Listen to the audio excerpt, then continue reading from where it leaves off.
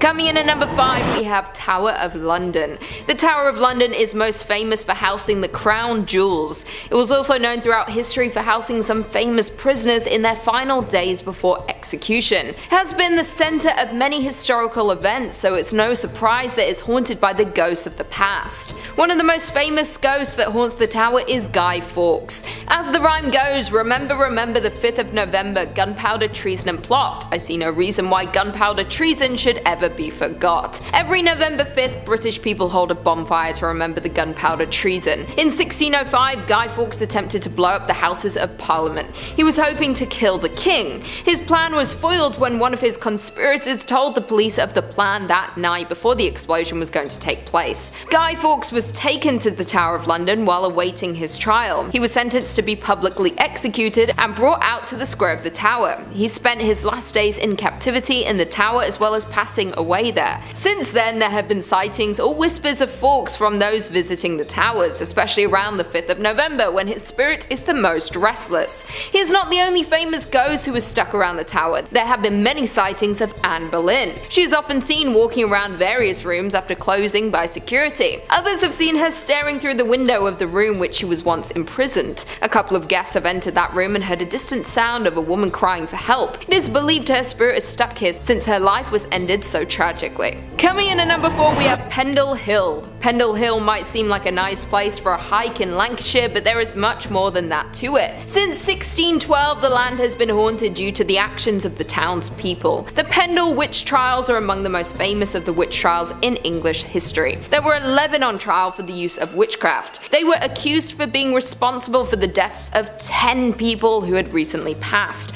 Only one of the accused was found not guilty, the other 10 were to be executed for their use of witchcraft. Once they were found guilty, they were each hanged for their crimes and buried under the hill. There was one witch in particular who was feared. She was referred to as Alice Nutter. She was wealthier than the other witches and was seen to have the most power. She shocked the town with her complete silence during her trial. These 10 witches now haunt the area. The people of East Lancashire remain cautious of the witches of Pendle Hill. It has been investigated by many ghost hunting teams. Once claimed that there are more than just the spirits of the witches in the area. They claimed there are also children and airmen who were bombed during the war. The area seems to attract tragedy and many have passed there. Locals refuse to go anywhere near the hill after dark as there have been so many sightings of the ghosts. Some have even seen the witches on the hill after dark. One local said they saw what looked like 10 women performing some kind of ritual. Could this be a tribute or the spirits of the witches attempting to communicate with the living? In at number 3, we have Theatre Royal. The Theatre Royal sits in London on Drury Lane.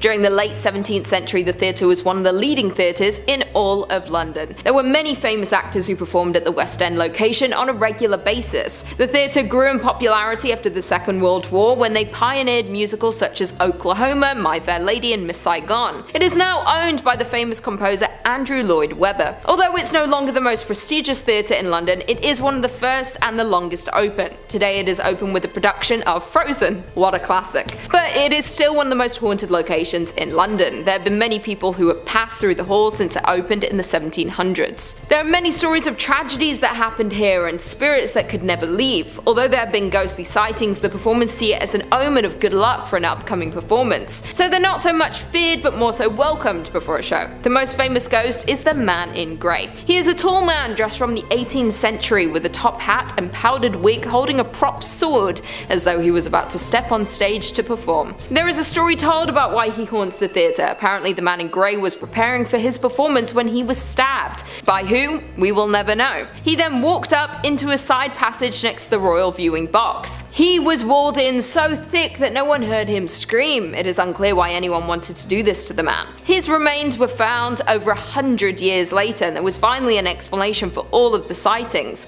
So if you happen to see him during your visit, try not to get too scared. It means the show will go well. Go see Frozen, it's gonna be a bop. Coming in at number 2, we have Hampton Court Palace. The palace was built in 1514 for Cardinal Thomas Wolsey, the chief minister of King Henry VIII. When the chief fell out of grace with the king, he gave him the palace in an attempt to save face for his family. It soon became the king's favoured residence. He then commissioned to have the palace expanded. It is one of the only surviving palaces out of the many the king owned. The house is currently owned by Queen Elizabeth II and the Crown. Today the palace is open to the public and a major tourist attraction. The palace is well known for its ghosts. This was a key selling point when open to the public. They knew that the ghosts who lived within the walls would give the guests a visit to remember. One of the most seen spirits is that of Jane Seymour, who died in 1537. She was the king's third and most beloved wife. She had given the king the son he had longed for. After Prince Edward was born, Jane passed due to complications with the birth. While delighted to have his son, the king was devastated at the sudden loss of his perfect queen. A pale figure in a long white dress is reported to appear on the Silver Stick stairs, which once led up to the room in which Jane gave birth and then passed away. Jane is not only one of King Henry's wives that haunts the halls. Henry's fifth queen, Catherine Howard, had also been seen around the halls. Catherine was known for her wild ways. Her ghost is also known to be more vocal and sighted more often than that of Jane. Catherine was beheaded at the Tower in 1542. She was only 19 when she passed. She had been accused of adultery and treason. It is claimed that while she was being transported to the gallows, she broke free. She ran screaming through the halls, begging the king to have mercy on her. She never reached Henry and she would never see him again. It is said she now spends eternity screaming in anguish through those same halls. Coming in at number 1, we have Stonehenge. No one knows where Stonehenge came from. It has always been surrounded in mystery. Some archaeologists think it was created in 3000 BC to 2000 BC, but it's unclear how they would have the machinery to carve the stones or lift them into place. It is one of the most famous landmarks in the United Kingdom and is now protected to preserve it. It might be strange to believe now, but back in 1915 Stonehenge was up for public auction. Cecil Chubb had no intention to buy the landmark when he went to the auction that day. But when the bids were slow, he managed to win the land for $6,600. Although he had not planned on owning the land or the landmark, once he did, he wanted to restore it. It had fallen into neglect with its past owner and needed some maintenance. He decided that he would fence off the monument and begin charging 1 shilling for admission to pay for a guard and the restorations needed to restore it. There were a group of Celtic pagans named the Druids. They claimed that their people built the structure and used it as a place of worship. The group hoped to continue to hold their annual summer solstice ceremony there as they believed their ancestors did. The previous owner of Stonehenge had banned them for using it as it was on his land. This led the Druids to curse him. They said for as long as they're denied access to their sacred land, then the curse will follow the owner. Just 1 year after the curse, the owner lost his only son and heir to his fortune and land. 4 months later, he would pass away himself, leaving everything to his widow, who put the estate up for auction. Chubb was aware of the curse and did not want some fate to take his own family. He decided to gift Stonehenge to the British government, with one condition: that those who live near the monument visit it for free as he did as a child. It is said the curse still remains, along with the ghosts of the ancestors of the Druids who were buried there long ago. They watch over the land to make sure their descendants are still connected and no one is mistreating the sacred monument. To this day, the British government does allow the Druids to perform their ceremonies each year, until 2019 when the lockdowns forced them to cancel any and all in-person celebrations at Stonehenge. The senior Druid spoke out against this warning, saying that this move would not end well for anyone connected to the land. Yikes. In at number 5 we have Loftus Hall. This place may be the most haunted house in all of Ireland, and it is said to be haunted by the devil himself. Loftus Hall is a large country house located on the Hook Peninsula in County Wexford. In 1170, Raymond le Gros came to the county and built this massive castle, which was known as the Houseland Castle. The Redmond family replaced the original castle with another in about 1350. This second castle was known as the Hall, or Redmond Hall. Later in 1872, John Henry Wellington Graham Loftus undertook an extensive rebuilding of the entire mansion, adding many of the famous elements like the grand staircase, mosaic tiled floor, elaborate parquet flooring, and technical elements that hadn't been seen in houses in Ireland at the time, such as flushing toilets and blown air heating. Charles Tottenham became the lord of the manor in 1752 by marrying the Honourable Anne Loftus, a daughter of the first Viscount Loftus, and they had 6 children. However, his wife became ill and died while the girls were still young. 2 years later, Tottenham married his cousin Jane Cliff,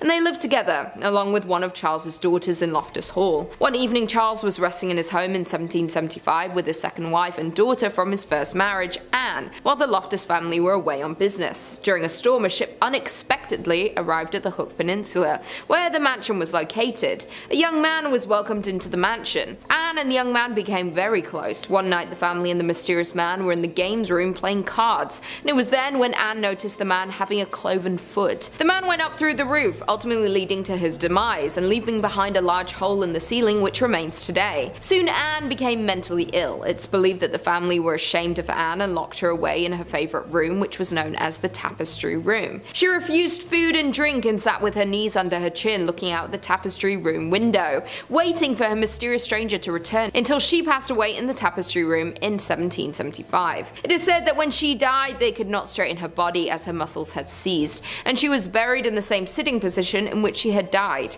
After her death, everyone who had lived there says she still haunts the hall to this day. After being purchased by Aidan Quigley in 2011, this building was marketed as a haunted house that hosted guided tours of the house until 2020 when it was put on the market for sale. In at number 4 we have the Abbey of the Black Hag. The old abbey lies on a small valley about 2 miles east of the village of Shannon-Golden in the townland of the Old Abbey. One of the earliest nunneries in Ireland, it is first mentioned in 1298 and was founded on land donated by John Fitz-Thomas of Conello, who had died in 1261. Remains include the abbey church with 2 small spaces adjacent, and one appears to have been a sacristy and a vaulted building to the west. There are also walls and a gate and traces of an orchard, a fish pond and a pigeon house. Modifications to the church in the 15th century saw the inclusion of an east window in the church as well as a doorway in the north. Traces of window decoration, columns and carved tombstones remain.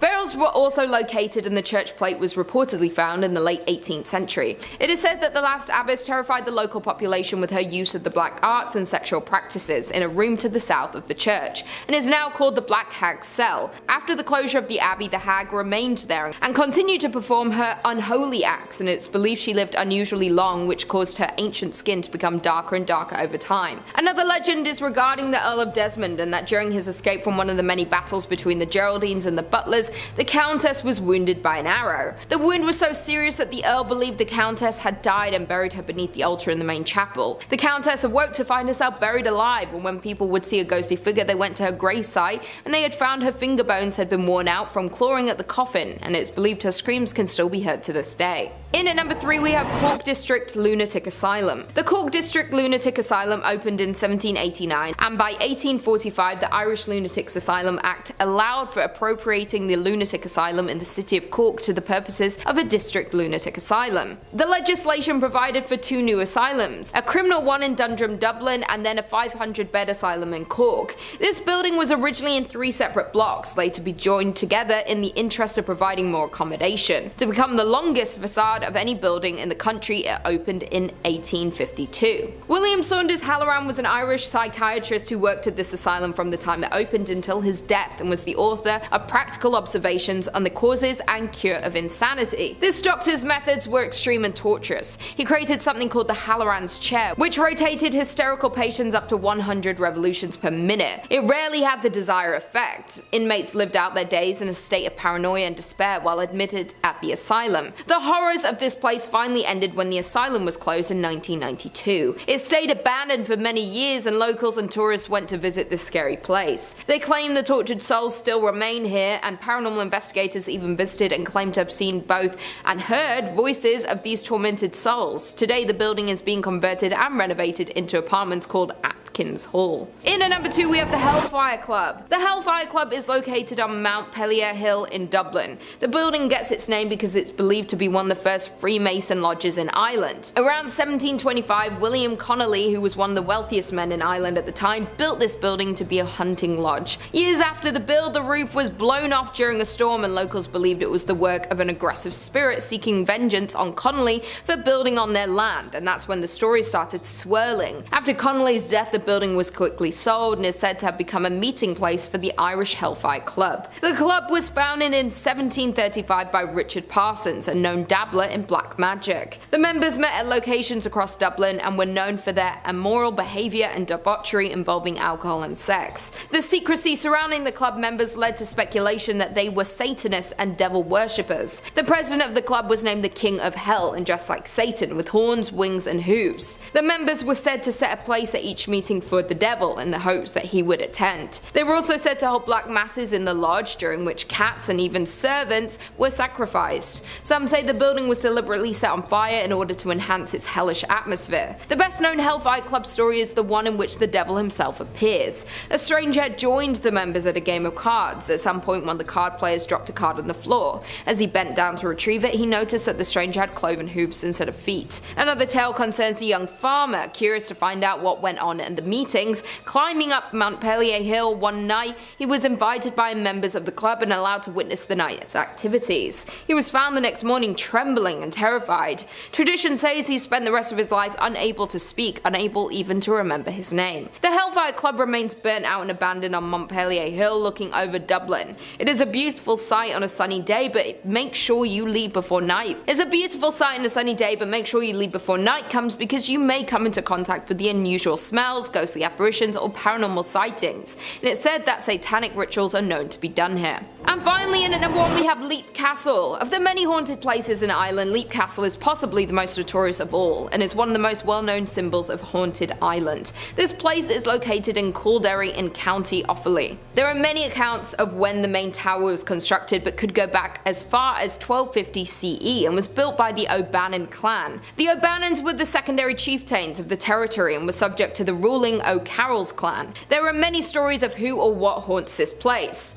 A red lady ghost is reported to walk the halls holding a dagger, and also 2 little girls named Charlotte and Emily are reported to run up and down the spiral staircase in the mansion. A red lady ghost is reported to walk the halls holding a dagger, and also 2 girls named Charlotte and Emily are reported to run up and down the spiral staircase in the mansion. Emily passed away after she fell from the top of the castle's tower, and Charlotte can still be seen running around after her sister and calling her name. The castle was visited by paranormal investigators from shows like Most Haunted and Scariest Places on Earth. These investigators believe the castle is haunted by a sinister elemental spirit. The creature is described as being about the size of a sheep with a human face, black holes for eyes and nose, and giving off the smell of a rotting corpse. During renovation of the castle in the 1900s, workers found an oubliette behind a wall in the chapel. At the bottom of the shaft were many human skeletons on wooden spikes. When cleaned out, it took 3 cartloads to remove the bones. Today, the dungeon is now covered over in order to keep people away from it. It's believed that the O'Carrolls would drop guests through the trapdoor to be impaled on the spikes 8 feet below, and could be haunted by the people killed by the O'Carrolls. The castle describes itself as the world's most haunted house, due to the numerous amounts of spirits located here. Coming in at number 5 we have Ballygally Castle. The Ballygally Castle is said to be one of the most haunted places in Ireland and is haunted by many different ghosts. The haunted castle is in the village of Ballygally in Northern Ireland and overlooks the sea at the head of Ballygally Bay. The castle was built in 1625 by James Shaw of Scotland, but now is run as a hotel. The most well-known ghost is that of Lady Isabella Shaw, or nicknamed the Ghost of Ballygally. Legend has it that her husband Lord James locked her away in a tower where she was supposedly pushed to her death. She is said to roam the halls of the castle looking for her child, who was taken away from her at birth from her cruel husband, Lord James. Many people who stay in the castle say that they are woken up throughout the night due to her knocking on their bedroom doors. The tourists often climb the spiral staircase to view the ghost room where Lady Isabella lived out her final days. In 2003, one of the managers of the hotel, Olga Henry, was once a skeptic of ghosts and paranormal activity. But after spending some time working at the hotel, she stated that she believes there is definitely something in the hotel. According to Olga, one guest was staying in one of the rooms in the tower beneath the popular ghost room, and in the middle of the night he had awoken suddenly, believing he was at home and one of his children had laid a hand on his back. He woke up and said that he could hear a child running around the room and laughing, but he couldn't see anyone around, so he ran out of the room and into the lobby. He was so terrified from what he had experienced and checked out right away and never returned to the hotel again. In December of 2003, Olga was setting up the dungeon room in the tower for guests arriving for a meal. She set up the tables neatly, then locked the room before leaving. Just before the guests were set to arrive, she went back into the room and the tables were now a mess with unfolded napkins and glasses with an unusual scum around them, and were now arranged in a circle on the table. Several paranormal investigators and mediums have come to the castle to investigate over the years. A group of mediums that spent the night at the hotel had reported that they had detected more ghosts than there were guests staying at the hotel at the time. In at number 4 we have Leamaneh Castle. Leamaneh Castle has an extremely extremely sinister history and is haunted by a woman known as the Red Mary. This castle was originally a basic 5-story Irish tower house which was built around 1480 by a member of the O'Brien family, who were one of the last of the High Kings of Ireland and a direct descendant of Brian Boru. In 1639, Conor O'Brien married a woman named Mary Ní Mahone, and she became one of the most famous women in Irish folklore who, due to her flaming red hair, was commonly known as Red Mary. She was born in 1615 and she was married before Conor, but her previous husband died mysteriously and she gained control of his fortune. Due to the fortune, the newlyweds built a large mansion onto the Tower House. In 1651, Conor O'Brien died in battle and the Red Mary married once again, and again, and again. It is believed that she had been married a total of 25 times. After the Red Mary died, the castle had various occupants in later years until it fell into ruins at the end of the 18th century, and lays abandoned to this day. But it's often visited by ghost hunters and paranormal investigators. It's believed that the Red Mary haunts the castle after her death to this very day. Mary was said to have a foul temper, and if her servants were to displease her, they would be hung out of one of the castle windows, the men by their necks and the women by their hair, until they passed away. It's even said if the maids didn't learn to do whatever the Red Lady said, then she would injure them so heavily they would bleed. After her death, it's not known exactly where she is buried, but many think she is beside the castle, and locals and tourists claim to have seen an eerie womanly figure walking the halls of the castle, often looking out the windows, giving this castle the name of being one of the most haunted Irish castles. In at number 3 we have the Crum. Located in Northern Ireland, Crumlin Road, Gal, also often called the Crum, is reportedly one of the most haunted places in Belfast. This former prison was built in the Victorian era and was designed by Sir Charles Lanyon in 1845. It is their only Victorian era prison remaining in Northern Ireland and was one of the most advanced prisons of its day. This prison held some of the most dangerous and mentally ill people in all of Ireland, and many prisoners passed away while staying here, and they believed to haunt the building to this day. The prison had brutal conditions and children were even held there as young as 6 for petty crimes like stealing food. This prison held executions, and the first known execution was done in 1854 to a man named Robert Henry O'Neill. It's believed over 20 people, including Robert, had been buried in unmarked graves within the grounds of the Gaol. These executions were a public demonstration, were held in crowds of up to 20,000 people to watch. Later in 1901, there was an execution chamber built, and the most dangerous prisoners were sent to this notorious prison to be executed. After closing its doors in 1996, it is now used for events and conferences, and during the Halloween season, it's open to ghost hunting experiences and for paranormal investigators. This infamous prison is featured on the list of the world's most notorious historic prisons, and tourists continue to flock here due to the amount of paranormal activity and ghost sightings over the years. In at number 2 we have Malahide Castle. The Malahide Castle lies in the village of Malahide just north of Dublin and dates back to the 12th century. The estate began in 1185 when Richard Talbot was granted the lands of Malahide, and it was home to the Talbot family for 791 years until 1976. The castle was eventually inherited by the 7th Baron Talbot, and in 1973 it was passed down after his death to Rose, his sister. Then in 1976 the castle and its grounds were sold to the Irish state. Nowadays the castle is used as a concert venue, tourist attraction and banquet events. It also features a popular botanical garden, sports ground, golf course, tennis court and a children's playground. The castle's best known rooms are the Oak Room and the Great Hall, which display Talbot family history and are known to be visited often by paranormal investigators. The tragic story of a murdered jester named Puck is the most notable ghost who haunts the castle. Stories say he had fallen in love with one of the Malahide prisoners, Lady Eleanor Fitzgerald. Puck was found out when he was stabbed in the heart, ultimately dying, but with his last breath he swore to haunt the castle for all of eternity. Locals and tourists see the ghost of Puck roaming the castle grounds. It's also believed that many members of the Talbot family also haunt the castle. When in the late 1700s, 14 members of the family sat down for breakfast in the Great Hall, and then later that night all 14 people were suspiciously found dead. It is rumoured to be one of the most haunted castles in Ireland. The castle's residents, workers and visitors have all reported similar eerie happenings, and you can learn about all of the different ghost hauntings on the very popular ghost tours including Puck. And finally, in at number 1 we have Grace Neill's Bar. Not only are castles and buildings haunted in Ireland, but there is an Irish pub by the name of Grace Neill's Bar that is a popular haunted place. This Irish pub is located in County Down and was built in 1611 and is one of the oldest bars in Ireland. Originally this bar was called the King's Arms when it was first established, until it was taken over by Grace Neill. Grace spent years serving drinks to the bar goers. She was known to greet every guest with a kiss on the cheek and a hug, and she was described as having a strong spirit. It's believed by many that her ghost has stuck around the bar ever since her death in 1916. Cold spots are felt around this warm atmosphere, and some have reported seeing a ghostly figure of a Victorian era woman wandering around the front bar. bar. The current owners of the bar often hear sweeping noises, footsteps and glasses and cups have fallen suddenly off the shelves for seemingly no reason. Not only is Grace the only spirit haunting the bar, staff members of the bar have regularly seen shadowy figures of men passing by in the upstairs area. Several different ghost hunters have visited the 400-year-old pub in order to try and find answers for the unexplained sighting, including medium Derek Ackera and the most haunted team. One ghost hunter, Mike Hirons, believes he had come across an evil spirit when he was investigating the bar. He stated that the anomaly appeared before him as a ball of light upstairs and was very evil and unpleasant. Spirits suck the energy from people, and he claimed to get very out breath, and all his energy was drawn out when he was investigating the bar. Grace Neill's bar is known to be among one of the most haunted bars in the world, and the most haunted in all of Ireland. In at number 5 we have Ross Castle. The Ross Castle is one of the most haunted places in all of Ireland. It's located on the edge of Loughliney and Killarney National Park in County Kerry.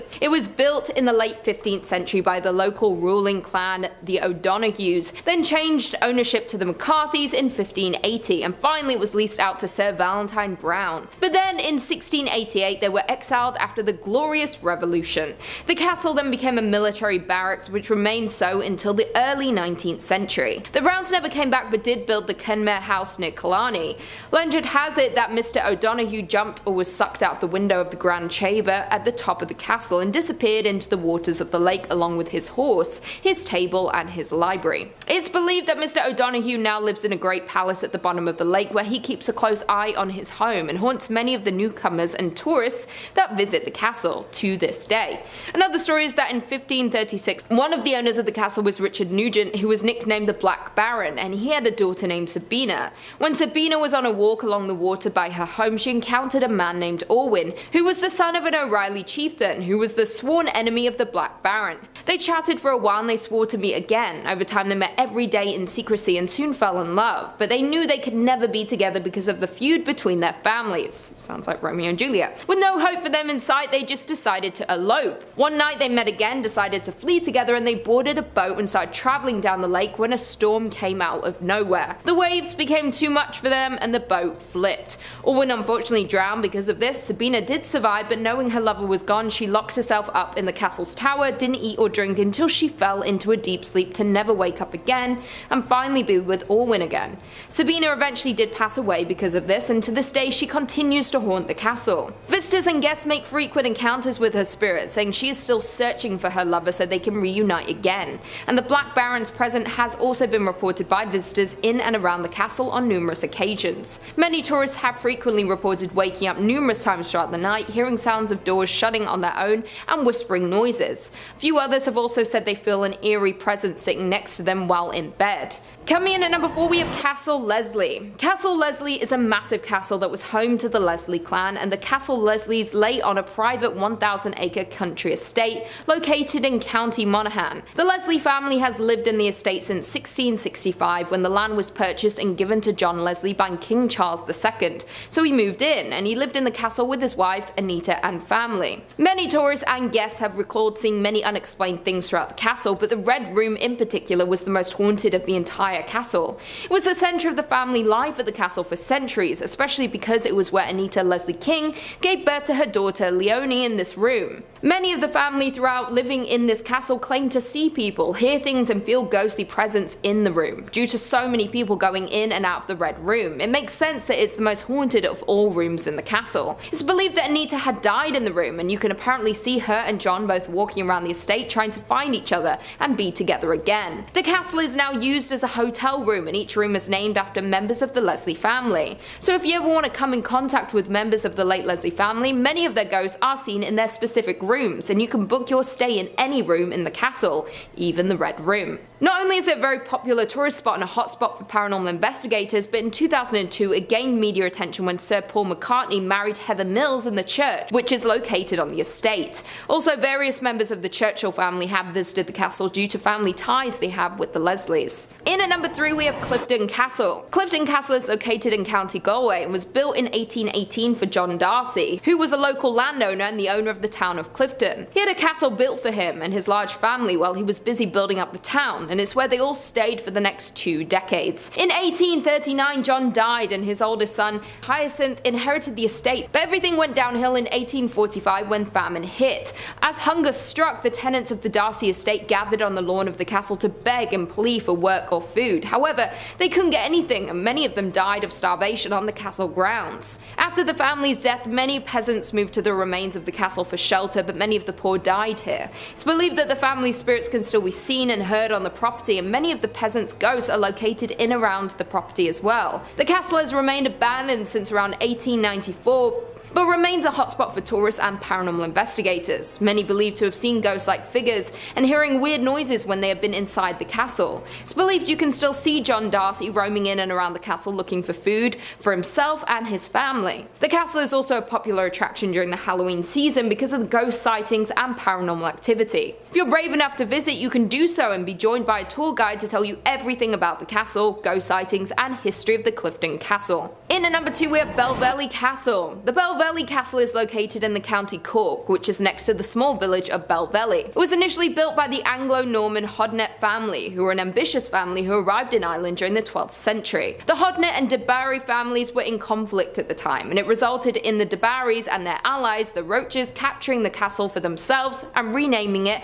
Barrymore. Then later on, Sir Walter Raleigh gained ownership of the castle. During the 1800s, the castle fell into ruins after many years of being abandoned. It's believed that a faceless woman haunts the castle to this day, and it's Anglo-Norman Hodnet's wife, Margaret. The story says that she had an on and off relationship with a local lord named Clon Rockenby, who had asked for her hand in marriage on many occasions, but she refused. Clon was humiliated and decided to raise a small army to go to the castle and take Margaret by force. The Hodnets fought back against Clon and his men, and a standoff began for an entire year. When Clon finally was able to enter the castle, he was shocked to see the state of Margaret. She was starved and looked like a skeleton, basically, a shadow of her former self. Clon was enraged and smashed her favourite mirror to pieces. Margaret was known for her love of mirrors to remind her of her renowned beauty, and at the time mirrors were a status symbol with the wealthy. After seeing the mirror shatter, one of the Hodnets killed Clon with a sword. After these events, Margaret descended into insanity. She was said to have sought out mirrors constantly to check if her beauty had returned. Apparently there is one stone on the castle's wall which had been rubbed smooth over the years,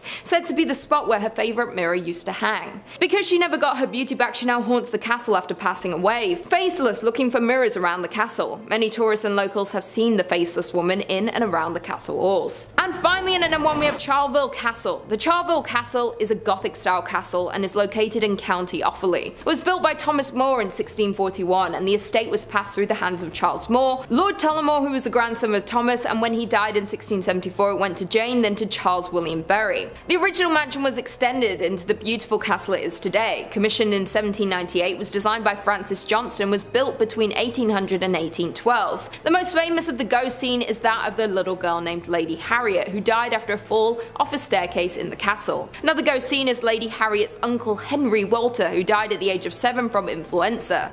Although he died in London, his body was brought to Ireland and he was buried in the family vault. The volunteers describe Henry and Harriet as terrible twins, as these spirits seem to be very mischievous, and there is even a famous picture taken in the castle that shows a shadowy little boy. The library that is located in the castle is said to be a hotspot for paranormal activity. People who have visited the library have witnessed a dark shadowy form of an older person on the grounds coming from the door, so the children aren't the only ghosts located in the castle. The Charleville Castle has been claimed to be the most haunted building and grounds in all of Europe. It appeared on many TV shows like Most Haunted, Scariest Places on Earth, and Ghost Hunter International. It was also the location for many movies like Becoming Jane, Northanger Abbey, and The Green Knight. It's a huge haunted attraction and has been visited by many different psychics and paranormal investigators. Number 5 on this list is Mary King's Close. Mary King's Close is known to most as being Scotland's most haunted street. It's a very dark and mysterious looking street. I'm not sure if we have any Harry Potter fans watching, but it reminds me of the dark part of Diagon Alley. Just really strong and creepy vibes. It leads off of Edinburgh's Royal Mile, which is the road coming from Edinburgh Castle. This close was apparently gated off in the past during an outbreak of the plague and was left like this for a long time. Only pretty recently has it been reopened, but ever since it has, the reports of hauntings have run rampant. The most commonly spotted spirit here is that of a young girl. Nobody knows her name or why she's there, but she'll often appear holding a little plush bunny rabbit and run through the close. She's said to be devilishly tricky as well, and will often steal tiny things off of your person as you pass by without even realizing. Phones, wallets, rings, necklaces, tiny things of this nature are often reported being lost or stolen after walking through the close. Some people think that when this place got bricked up, she was actually forgotten about in here and then died. I'm not sure how someone could possibly have forgotten a little girl here as they were locking it up, but I suppose anything is possible.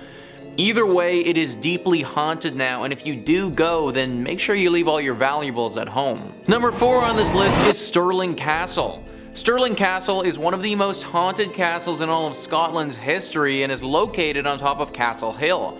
Great Castles writes, "The most famous spirit to call Stirling Castle home is the ghost of the Green Lady. Stirling Castle still serves as the home to a garrison, and one evening she delayed dinner in the officers' mess when she materialized behind the chef who was preparing the meal for the soldiers.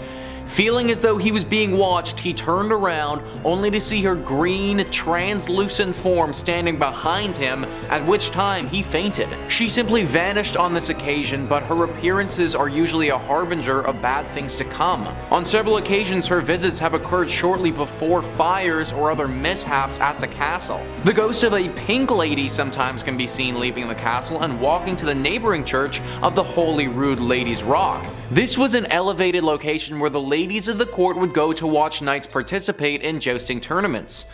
Some believe the Pink Lady is the ghost of the sole survivor of Edward I's siege of the castle in 1304. Having escaped the siege, she keeps returning to the castle to find her slain husband, though her spirit is seen leaving the castle, not entering. This article then goes on to talk about a ghost of a man with a kilt who lives around the dungeons of this castle and occasionally shows himself to the visitors. But clearly the spirits of this castle are pretty fond of bright colors. The Green Lady, the Pink Lady, I'm kind of surprised that we didn't get a few more ghosts together and we can make a whole freaking rainbow. Even though they are bright and colorful, they are still very scary. In fact, there have been reports of people actually dying of sheer fright before, their corpses looking as if they were petrified to death. It's also believed that if you don't die of fright, then seeing these ghosts is a sign of horrible things to come.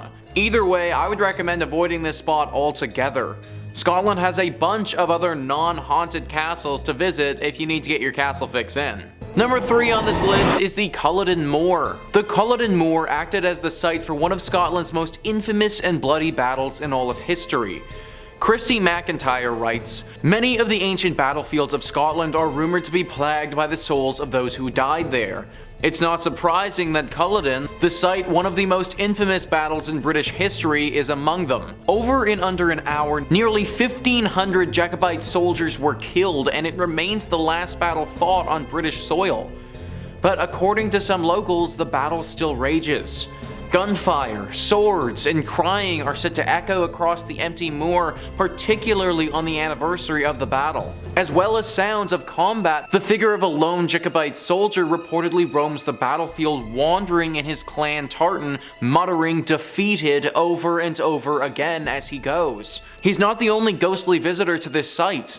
Close to the battlefield is the house that Bonnie Prince Charlie, leader of the Jacobite rebellion, slept in the night before the battle. Although now a hotel, it's said that the prince still lingers there wearing full Highland dress, waiting for the battle that will restore him to the throne. Birds are said to never sing or even fly over this area since they can sense the horrible spirits that are still around here. Whenever birds or animals in general want to avoid a certain area, usually it makes me pretty skeptical as well. Animals have a sixth sense about such things and they can feel danger before it's even there. Also, if I'm to avoid any ghosts, then it's always going to be the ones that were slain in battle. These souls have been through hell and are obviously very dangerous. Our soldier could wander around saying 'defeated', or he could pull out his ghost sword and go to town on you. Not a risk that I am personally willing to take. Number 2 on this list is Overton Bridge. I'm sorry, but this bridge is clearly haunted. Is actually the title of an article written by Amanda Arnold on how freaking haunted this bridge actually is. The bridge is located in the small Scottish town of Dumbarton.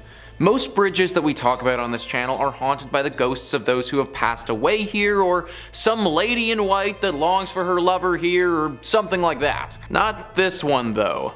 This bridge actually isn't dangerous at all to humans. It is, however, super dangerous to our best friends, dogs. Apparently this one little bridge in basically the middle of nowhere has been the host to over 50 dogs taking their own life. Yeah, you heard that properly, a dog taking their own life. In the past 60 years, anywhere from 300 to 600 dogs have thrown themselves over the bridge for no apparent reason, and over 50 of them have died from the fall.